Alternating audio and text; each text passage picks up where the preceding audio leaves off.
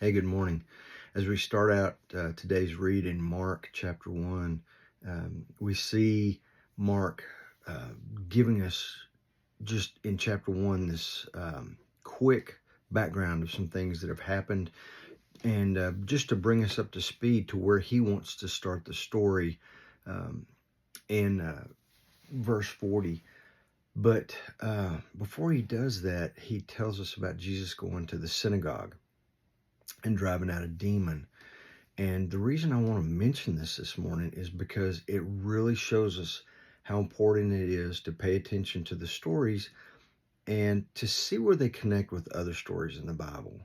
This one is incredible because he's at the specific synagogue in Capernaum. And Capernaum was not a big town, so it wouldn't have had more than one synagogue, but it was a very important town to the Romans because it was a central location for tax collecting. As it sat on the Sea of Galilee, it had a trade route that ran through it, and it was on the border. So it was very important to Rome. It's so important that they put a garrison there, and they never used garrisons in towns that were this small. So there were a lot of tax collectors there, which we'll explain later why Jesus ate with a whole bunch of tax collectors. But for right now, I want to talk about this synagogue in the middle of Capernaum.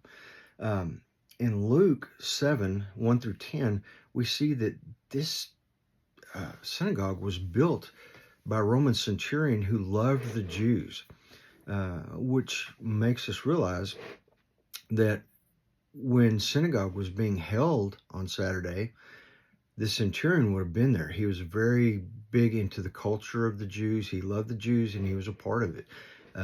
So he would have been in the audience of this miracle that we read that takes place. Also in the audience would have been Jairus. Jairus, as you know, was a synagogue ruler, and we can see proof of that in Mark chapter 5, Matthew chapter 9, verse 18 through 26, and Luke chapter 8.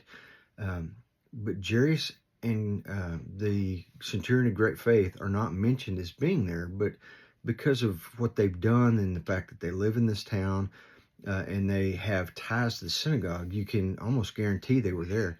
And they would have seen Jesus perform this miracle where all the people were amazed that Jesus had such authority.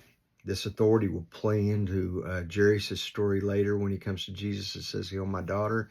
And the centurion of great faith, where he comes to Jesus and he says, can you heal my servant?